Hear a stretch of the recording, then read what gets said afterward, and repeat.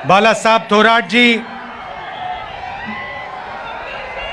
सुशील कुमार शिंदे जी, पृथ्वीराज चौहान जी,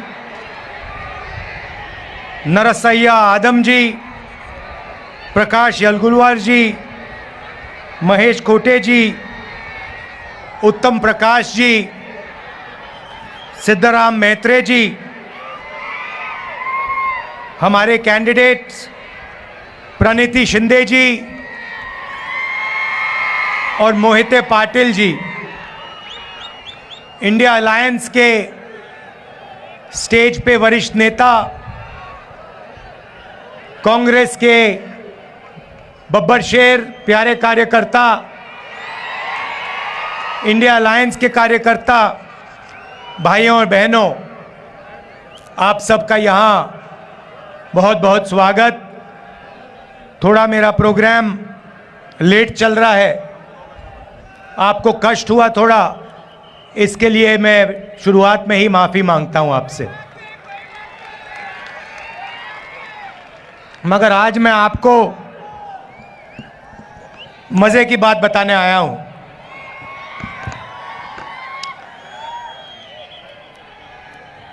सबसे पहले, ये साधारण चुनाव नहीं है, क्योंकि इस चुनाव में पहली बार, आज़ादी के बाद पहली बार एक ऐसी पार्टी है जो संविधान को खत्म करना चाहती है। उनका लक्ष्य सिर्फ चुनाव जीतने का नहीं है, उनका लक्ष्य हिंदुस्तान के कॉन्स्टिट्यूशन को, हमारे संविधान को खत्म करने का है।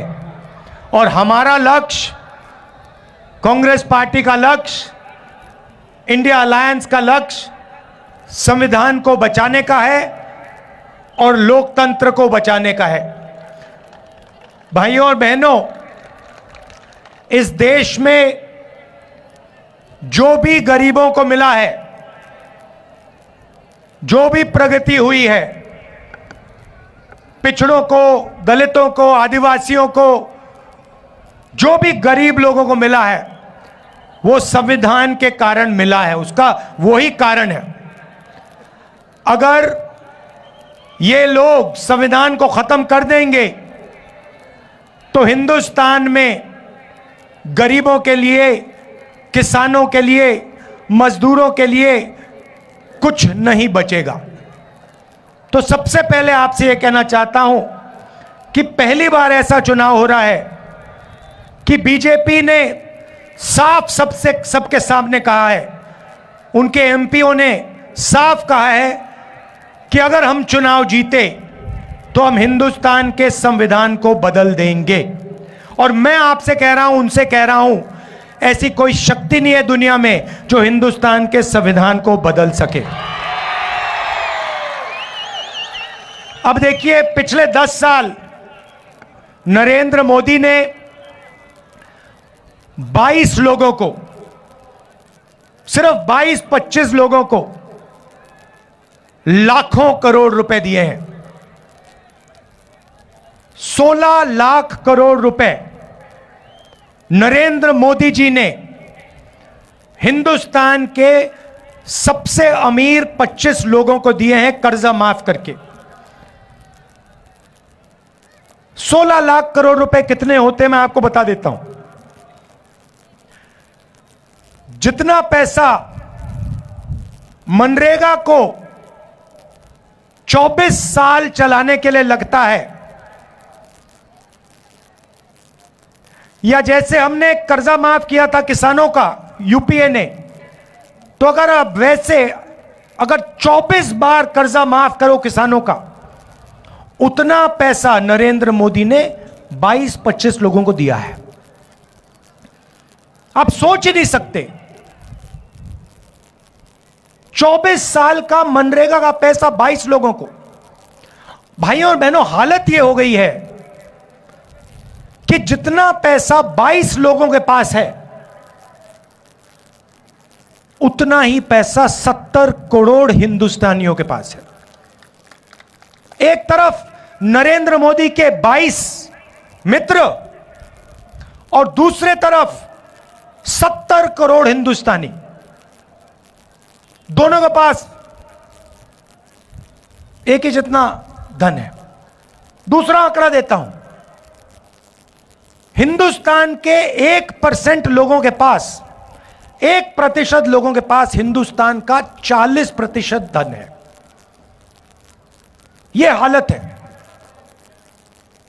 इसीलिए इतनी बेरोजगारी फैल रही है। उन्होंने नोटबंदी की, आपसे कहा काला धन मिटा दूंगा, और पूरा का पूरा फायदा उन्हीं 22-25 लोगों का हुआ। उसके बाद जीएसटी, गलत जीएसटी लागू की, 5 अलग अलग टैक्स, किसानों पर टैक्स लगा दिया। पता नहीं आपको मालूम या नहीं, जितनी जीएसटी आप देते हो उतनी ही जीएसटी अदानी देता है। आप जानते हो इस बात को? नहीं जानते? आप सिर हिला रहे हो। वो आपने जो शर्ट खरीदी, वो कितने की खरीदी आपने? 200। अगर अदानी वही शर्ट खरीदता तो जितनी जीएसटी आपने अपने जेब से दी उतनी ही जीएसटी वो देता। आपकी आमदनी हजारों में है, उसकी आमदनी हजारों करोड़ों में है, और जितनी जीएसटी आप देते हो उतनी जीएसटी वो देता है।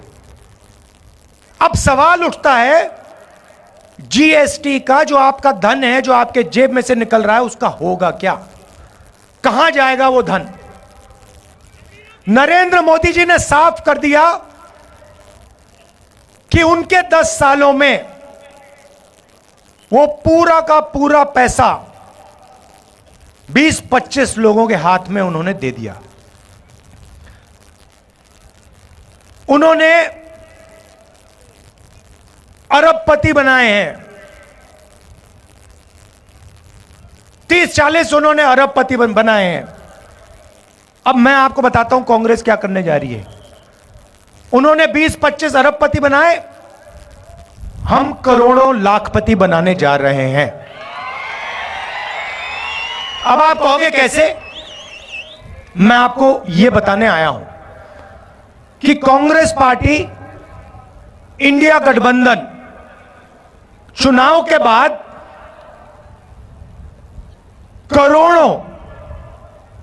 करोड़ों लाखपति कैसे बनाने जा रही है। आप जानते हो कि हिंदुस्तान में महिला भविष्य की देखभाल करती है। यहां पुरुष बैठे हैं, महिलाएं भी बैठी हैं, देखिए ताली बजा रही हैं। अब देखिए 21वीं सदी में स्त्री और पुरुष दोनों जॉब करते हैं? सही बात है ना? ठीक है। 8 घंटे की, 10 घंटे की जॉब होती है। जॉब के लिए दोनों को पैसे मिलते हैं, मिलते नहीं मिलते? ठीक है। मगर हिंदुस्तान की महिला 8 घंटे घर से बाहर काम करती है और फिर 8 घंटे घर में काम करती है। सही? मतलब डबल काम करती हैं आप लोग।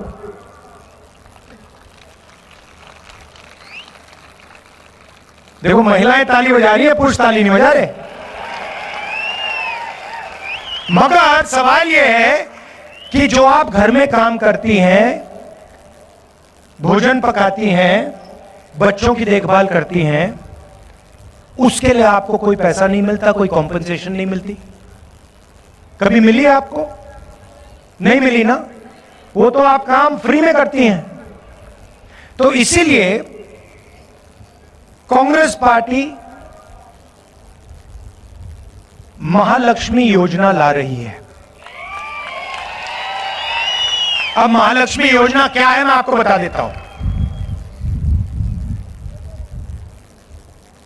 हिंदुस्तान के सारे गरीब परिवारों की लिस्ट बनेगी,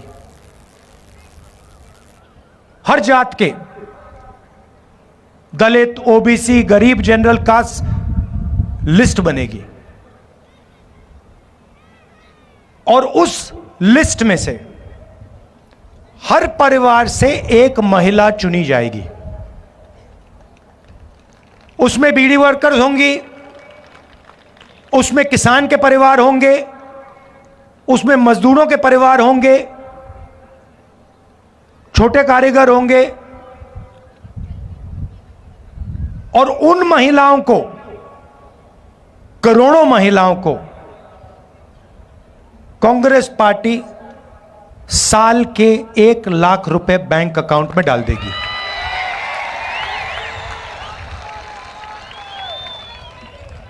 साल के 1 लाख रुपए, महीने के 8,500 रुपए, खटाखट खटाखट खटाखट खटाखट खटाखट अंदर। अब यहां पे पुरुष बैठे हैं, सबसे पहले देखिए पैसा महिलाओं को जाएगा, मगर मैं जानता हूं फायदा आप लोगों को भी होगा, ठीक है। मगर युवा कहेंगे कि आपने हमारे लिए क्या किया? नरेंद्र मोदी ने हमें बेरोजगार कर दिया, हिंदुस्तान का पूरा धन अदानी को दे दिया, नोटबंदी कर दी, जुमला पार्टी 2 करोड़ रोजगार देने थे, झूठ था, वो 15 लाख रुपए की बात की, कोविड आया, थाली बजवा दी, पकौड़े बनवा दिए। तो आप क्या करोगे?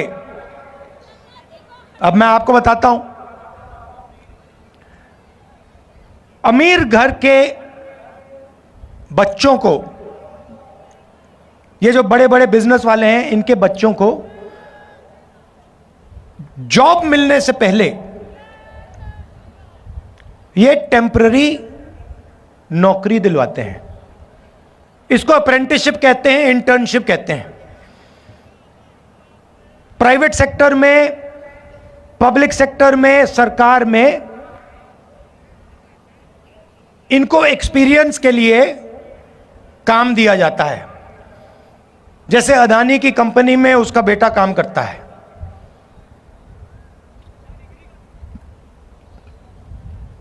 मगर यह सुविधा हिंदुस्तान के बेरोजगार युवाओं को नहीं मिलती। सड़क पे आप घूमते हो, रोजगार ढूंढते हो, पिछले 10 साल में नहीं मिला। तो अब हम एक नई योजना ला रहे हैं, अप्रेंटिसशिप का अधिकार। अभी ताली मत बजाओ, अभी मैंने समझाया नहीं है।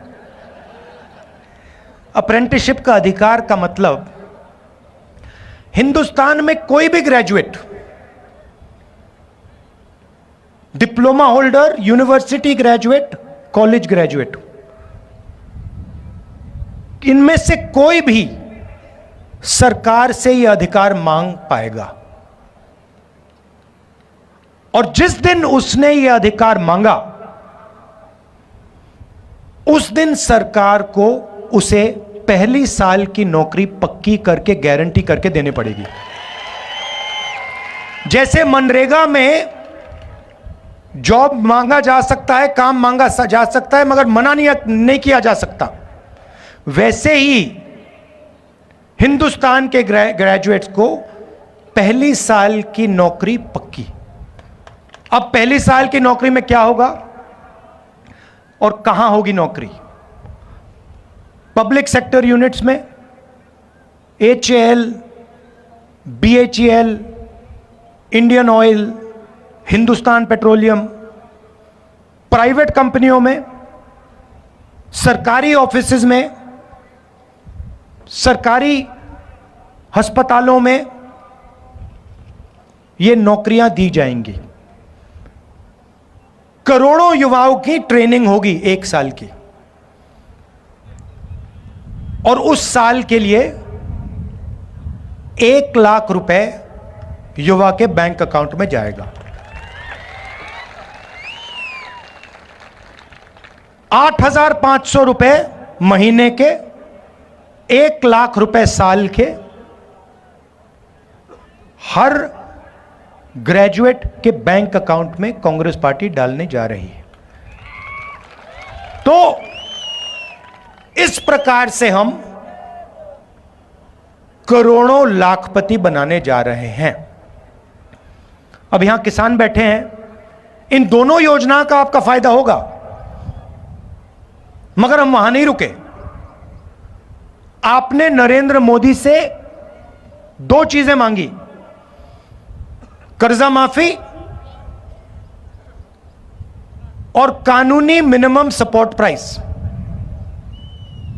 हर किसान जानता है कि जब उसे अपनी फसल बेचनी पड़ती है तो जादू से फसल का दाम गिर जाता है, जादू से फसल दाम गिर जाता है और किसान को कभी भी सही दाम नहीं मिलता। बाकी लोग अपना प्रोडक्ट बेचें, उनको सही दाम मिलता है। कोई टूथपेस्ट बेचता है, कोई जूस बेचता है, कोई कुछ और बेचता है, चिप्स का पैकेट बेचता है, उसको सही दाम मिलता है। मगर जो इस देश की रीढ़ की हड्डी है, जो 24 घंटा खून पसीना देता है, उसे सही दाम नहीं मिलता। तो हमने दो काम किसानों के किए हैं, करने जा रहे हैं। पहला काम, हिंदुस्तान के किसानों का हम कर्जा माफ करेंगे। ये अभी आप ताली जल्दी बजा गए, ये कर्जा माफी ये शुरुआत है, मगर हम सिर्फ कर्जा माफी नहीं करेंगे। हम किसानों के लिए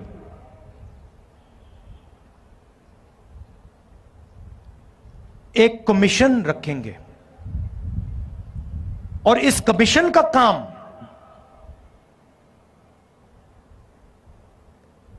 जब भी किसानों को कर्जा माफी की जरूरत होगी, यह कमीशन सरकार को कहेगा और सरकार किसानों का कर्जा माफ करेगा। एक बार नहीं, जितनी बार आपको कर्जा माफी की जरूरत होगी उतनी बार यह कमीशन कर्जा माफी करवाएगा।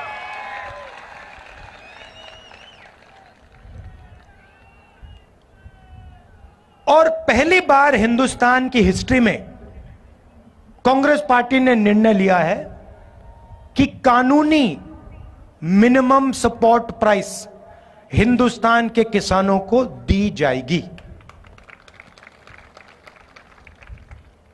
भाइयों और बहनों, न्याय होना चाहिए। नरेंद्र मोदी जी ने हिंदुस्तान को अन्याय का कैपिटल बना दिया है। हर गरीब जानता है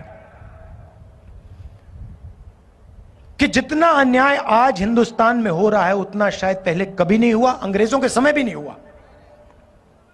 मैं सिर्फ एक बात कह रहा हूं,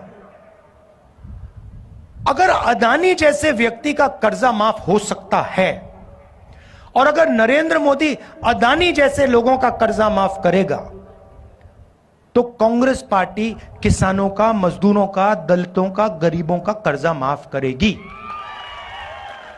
अगर नरेंद्र मोदी चाहते हैं कि किसानों का कर्जा माफ ना हो, तो फिर अरबपतियों का भी कर्जा माफ नहीं होना चाहिए।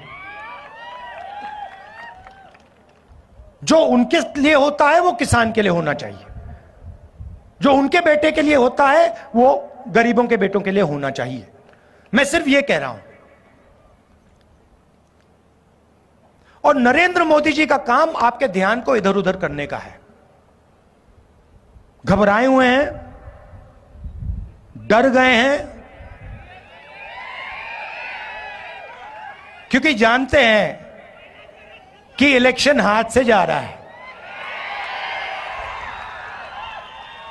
और इलेक्टोरल बॉन्ड्स में इतनी चोरी हुई है कि इलेक्शन के बाद उनकी मुश्किल हो जाएगी, तो घबराहट में है, तो एक के बाद एक, एक के बाद एक, एक के बाद एक झूठ बोल रहे हैं।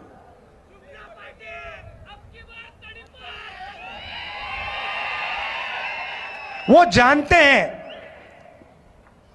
कि हिंदुस्तान की जनता बात समझ गई है। वो जानते हैं कि हिंदुस्तान की जनता इस चुनाव में संविधान की रक्षा करने के लिए खड़ी हो गई है, और वो जानते हैं कि हिंदुस्तान की जनता समझ गई है कि नरेंद्र मोदी जी अरबपतियों के नेता हैं, गरीबों के नहीं। अब आखिरी बात आपको कहना चाहता हूं, ये आपने मीडिया के मित्र देखे, ये देखे आपने, ये देखो काले चश्मे पहने स्माइल कर रहे हैं।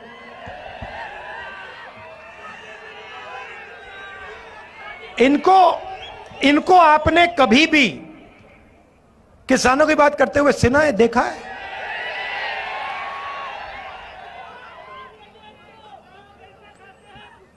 कोई मतलब मजदूर मर जाए, भूखा मर जाए, कभी आपने टीवी पे देखा? कभी आपने इनके एंकरों को बेरोजगारी के बारे में बोलते हुए देखा? महंगाई के बारे में, किसानों के बारे में? ना। क्योंकि ये अच्छा, इनकी गलती नहीं है जो बेचारे यहां खड़े हैं, इनकी गलती नहीं है क्योंकि इनका कंट्रोलर ऊपर है। ये बेचारे सैलरी लेते हैं, इनको भी मतलब घर चलाना है, तो इनकी गलती नहीं है। हाँ, एक दो आजाद हो सकते हैं मगर बाकी गुलाम हैं।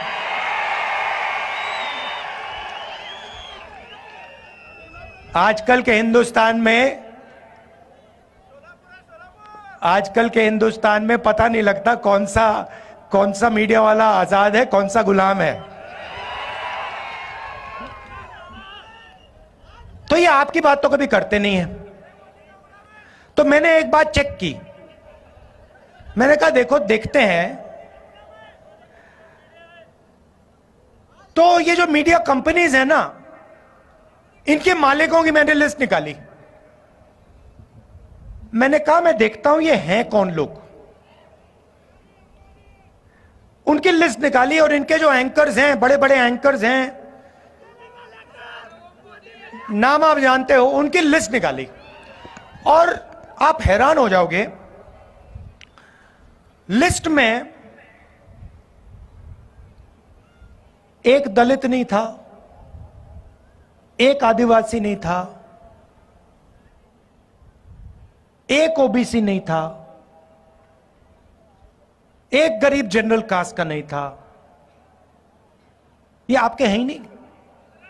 90% हिंदुस्तान का तो एक भी आदमी नहीं है इनमें।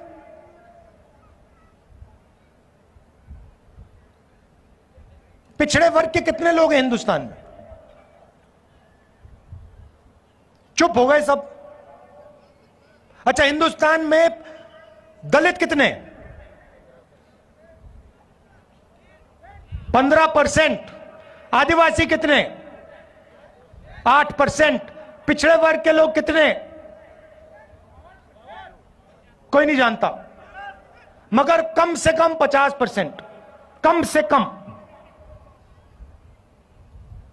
50, 15 और 8 कितने हुए?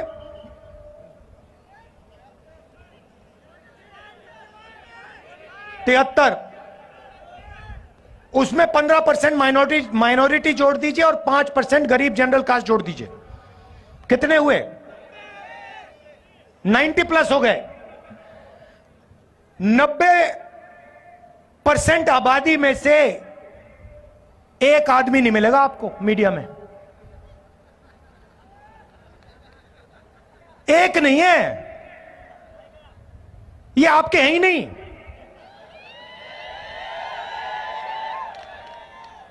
ये अदानी के हैं, ये मोदी के हैं, ये अंबानी के हैं, ये आपकी बात थोड़ी करेंगे। अच्छा ठीक है, मीडिया छोड़ो, हिंदुस्तान की सबसे बड़ी 200 कंपनी की लिस्ट निकाली मैंने, उसमें बता दो, उस लिस्ट में, उनके मालिकों की लिस्ट में मुझे बता दो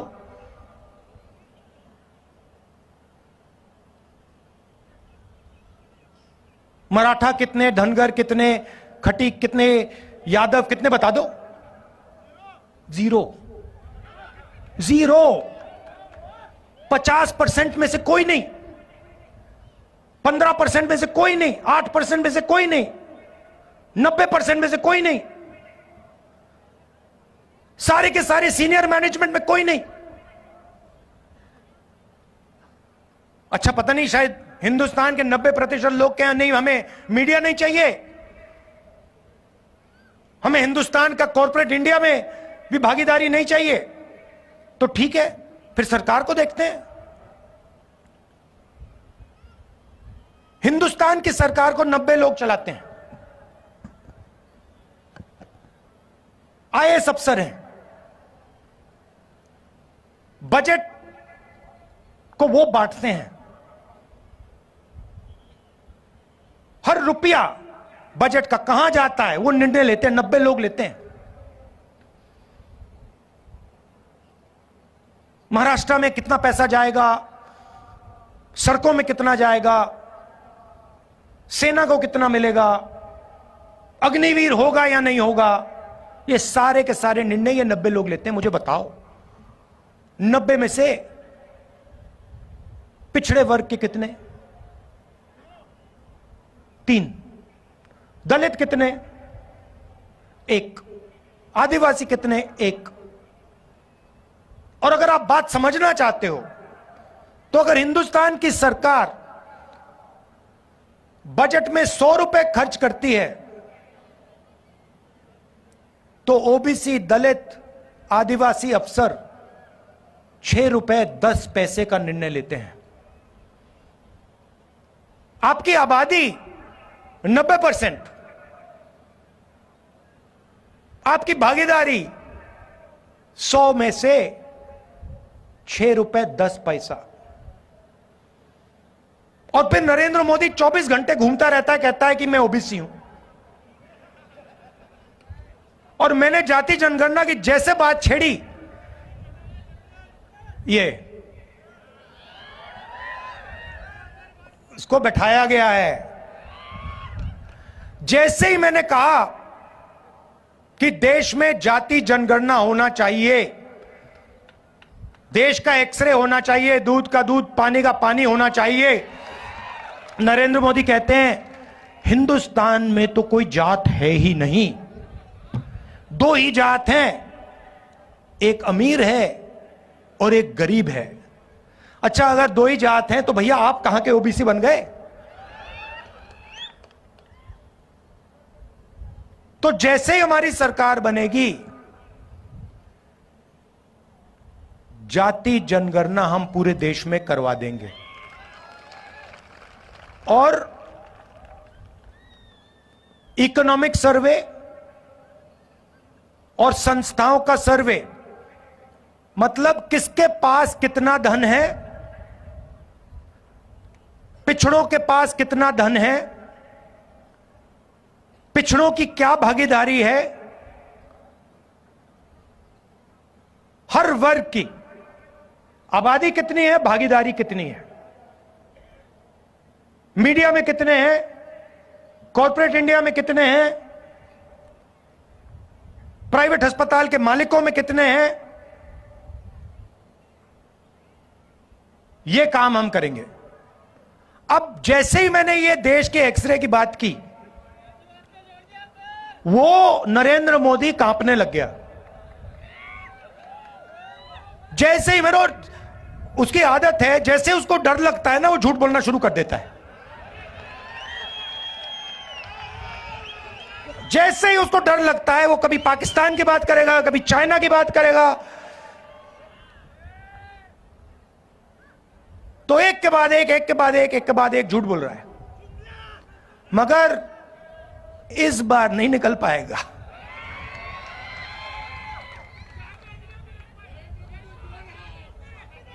पता नहीं आपने सुना नहीं सुना, वो एक योजना लाए इलेक्टोरल बॉन्ड्स वाली, सुनिए आपने?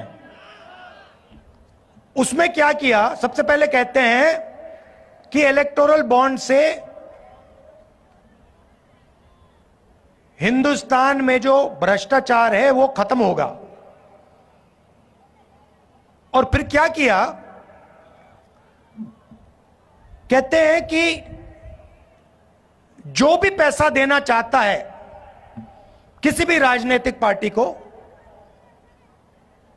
बिना नाम दिखाए पैसा दे सकता है। सुप्रीम कोर्ट ने कहा भैया ये तो कानूनी नहीं है, इसको रद्द करो, और सुप्रीम कोर्ट ने उनकी स्कीम को रद्द कर दिया। उसके बाद नरेंद्र मोदी और सरकार जिन लोगों ने उनको पैसा दिया उनके नाम नहीं रिलीज करना चाह रही। सुप्रीम कोर्ट ने कहा भैया जिन्होंने आपको पैसा दिया उनके नाम दो और कौन सी तारीख पे पैसा दिया वो बता दो। स्टेट बैंक पे दबाव डाला,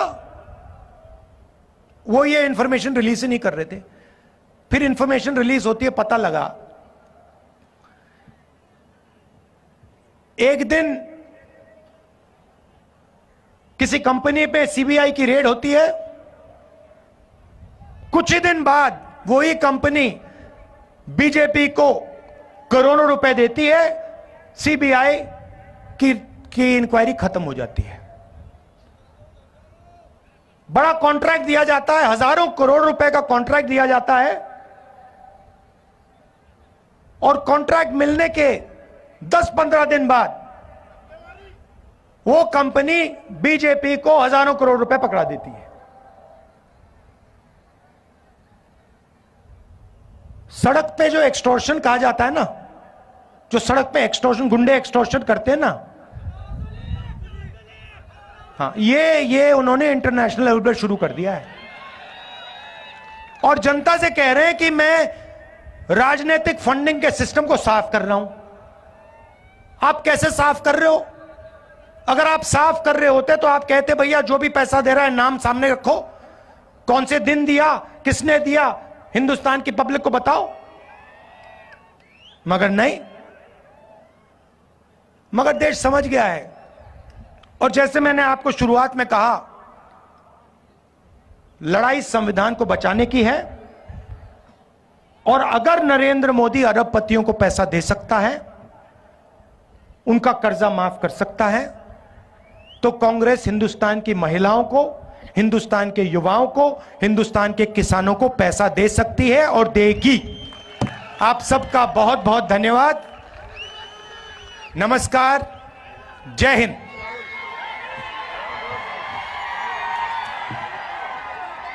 धन्यवाद राहुलजी।